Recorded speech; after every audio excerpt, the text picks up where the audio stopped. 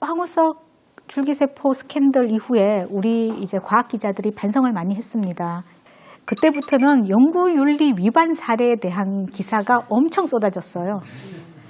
그래서 저도 이제 그렇게 됐었는데 이거는 카이스트 교수가 이제 좋은 연구를 해서 특허를 냈는데 알고 봤더니 교수면은 학교에다 특허권을 내야 됐는데 자기가 차린 벤처기업에다 냈더라고요. 그래서 제가 그 부분을 특종 보도를 하게 됐고요. 그 이후에 보니까 학교가 연구진실성위원회를 해서 계속 조사를 했더니 논문마저 조작이 돼 있었어요. 그래서 나쁜 짓을 하는 사람은 이것저것 나쁜 짓을 많이 하는구나. 제가 그렇게 생각할 수 있었습니다.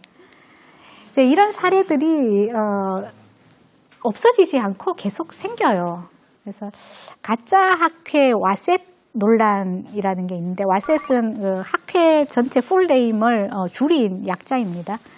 전 세계 탐사 기자들이 모여서 이상한 학회가 있으니 저기를 우리 조사해보자. 학회가 뭐냐 하면 너무 동시다발적으로 여러 나라에서 열려요. 그런데 다 휴양지에서만 열려요. 그리고 발표하는 논문도 좀 이상해요. 심사를 제대로 안 하고 내기만 하면 발표하게 해주고 회사에는 뭔가 출장 간다고 그럴듯한 핑계를 내고 출장비를 타서 사실은 조금만 일하고 놀다 오는 거죠. 그렇게 해서 우리나라 사람들도 많이 참여를 했는데 이제 와셋이라는 가짜 학회와 오믹스라는 가짜 학회에 간 사람이 합해서 1,578명 정도 됩니다. 그리고 옆에 있죠. 1회, 2회, 3회. 그래서 한 번만 가신 분들은 좀 정상 참작이 돼요. 잘 모르고 갔을 수 있잖아요. 근데 3번 가신 분들도 있어요. 그래서 이런 부분들을 우리가 지금 연구재단이나 그 정부에서 조사를 해서 고치려고 지금 하고 있습니다. 또 이런 일도 있죠. 이제 서울대 교수님이신데 자기 논문에 자기 아들 이름을 계속 넣었어요. 10년간 넣었대요. 교육부에서 실태조사를 했더니 10년간 86명이 자기 자녀를 넣은 기록이 있는 거예요. 그러니까 물론 이 부분은 이제 과학, 자연계뿐 아니라 이제 인문학도 섞여 있는 겁니다만 자연계가 좀 더 이공 분야가 많습니다. 그러니까 이런 식으로 왜 사람들이 나쁜 짓을 하느냐. 이걸 제가 생각해 보니까 일단 실적이 있는 사람이라야 나쁜 짓을 할 수 있어요. 실적이 없으면 나쁜 짓을 하려고 해도 이게 재료가 없어요. 그리고 실적이 있는 사람이 내가 이걸 조금만 더 하면 될 텐데 여기를 그냥 했다고 좀 거짓말을 해볼까? 이렇게 해서 한번 했는데 성공을 혹시 해요. 그러면 이제 그게 계속됩니다. 그래서 거짓말을 해서 성공을 했다고 하니 언론에서도 기사를 써주고 연구비도 더 많이 들어온다. 그러면 조금만 더 거짓말을 해야지. 2번, 3번 하다 보면 이게 만성이 돼서 자기 제자한테도 그럼 논문 조작을 시키고 이렇게 집단적으로 되죠. 저걸 우리는 미끄러지는 경사면의 원리라고 하는데 초기에는 경사면을 공이 굴러올 때 천천히 굴러내려요. 근데 어떤 시점이 지나면 훅 떨어지잖아요. 그러니까 본인이 처음에 잘못을 저지를 때는 이게 잘못이라고 생각해요.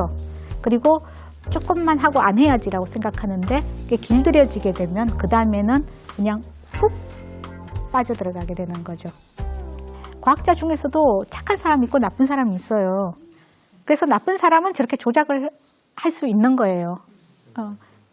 똑같잖아요. 한 반에 60명이 있어도 친구를 때리는 친구가 있고 이제 착하게 남을 도와주는 사람이 있는 거죠. 예를 들어 과학자들이 연구비를 유용했다 이런 또 보도도 많이 나오는데요. 연구를 하다 보면 처음에 시약 사기로 한 돈을 이렇게 쓸 수도 있잖아요. 규제가 너무 많으니까 범죄를 저지르게 되는 경우도 생겨요.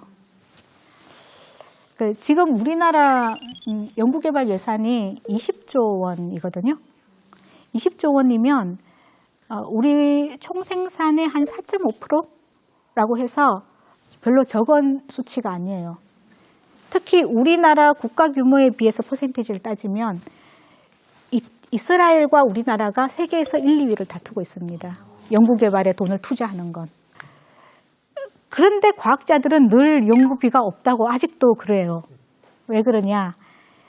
20조 원 중에서 이제 기초 연구에 투자하는 비율이 낮고, 그다음에 기초 연구를 했을 때 꾸준히 계속 할 수 있게 안 해주고 계속 정책이 바뀐다라는 게 불만이죠.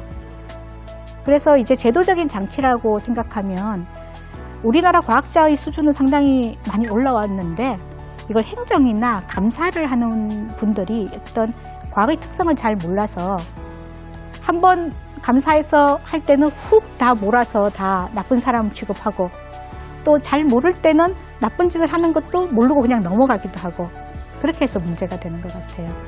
예, 두 번째 강의 마치겠습니다. 네, 연구 윤리에 대해서 알아봤는데 이 올바른 연구 윤리 위에 세워진 진실만이 그 진실로서 가치를 인정받을 수 있다는 생각이 듭니다. 자, 키워드 어떤 게 나올지 궁금한데요. 들어주실까요?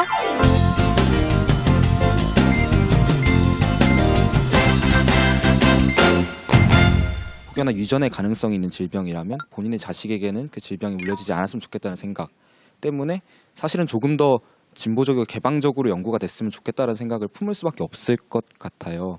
좀 윤리라는 선도 뭐 시대에 따라서 공동체에 따라서 좀 바뀔 수 있다라고 저는 생각이 드는데, 혹시 기자님 어떻게 생각을 하시는지. 제가 또 이 질문을 드린 거는 저도 심각하진 않지만 좀 희귀 난치성 질환을 앓고 있어가지고 고민을 하다 보니까 강연 중에 계속 스스로 질문이 들었습니다. 네. 네, 알겠습니다. 생명윤리라는 게 사실은 굉장히 많이 바뀌고 있어요. 처음에 시험관 아기가 탄생했을 때 영국에서 어떤 산부인과 의사 선생님이 정상적인 상태에서는 임신이 안 되는 부부들을 위해서 만든 거거든요. 그런데 종교계에서 또는 윤리계에서 엄청나게 반대를 해서 시험관 아기를 하면 신의 섭리를 어기고 나쁜 짓이다 라고 그렇게 했었어요. 그런데 지금은 많이들 하고 있잖아요. 그러니까 윤리라는 건 정말 사회적 합의에 의해서 늘 바뀌는 거예요. 다만 바뀌고 있는 과정은 우리가 피부로 못 느끼기 때문에 20년, 30년을 돌아보면 아, 바뀌었구나 생각이 되지만, 희귀 난치병에 대해서는 늘 고민을 하고 있습니다. 그리고 연구자들은 희귀 난치병에 대한 연구를 하고 싶어 해요. 아까 얘기한 체세포 복제 줄기세포도 희귀 난치병 환자를 위해서는 14주만큼의 수정란은 이제 연구를 할 수 있게 돼 있거든요. 그리고 그 크리스퍼 유전자 편가위도 영국은 그 희귀 난치병 연구 목적으로는 할 수 있는 법을 지금 통과시키려고 하나 통과가 됐거나 그래요. 그래서 나라마다 상황이 다르고 뭔가 하고 있는 부분이 있습니다. 근데 문제는 제도적인 규제가 없는 상태에서 몰래 하는 게 문제예요. 몰래 하면 사고가 나게 마련이거든요. 기술이 발전하고 많은 사람이 쓰다 보면 윤리적 문제가 없는 경우가 생겨요. 그럴 때는 이제 이게 대중화되는데 초기에는 늘 그런 논란이 따라다닙니다. 그리고 논란이 없이 그냥 넘어가면 나중에 사회적으로 치를 비용이 높아요. 그래서 논란을 하는 것이 오히려 지금 사회 시점에서는 필요하다, 그렇게 생각합니다. 초기 연구에는 지원이 잘 되지 않고 이제 후기에 좀 성공했을 때만 관심을 주고 지원을 한다 이렇게 말씀하셨잖아요. 지금 현재 초기 연구를 계속 진행시키기 위한 제도적 장치가 있는지 궁금합니다. 네, 그 부분이 과학자들이 계속 이제 주장하고 있는 부분이에요.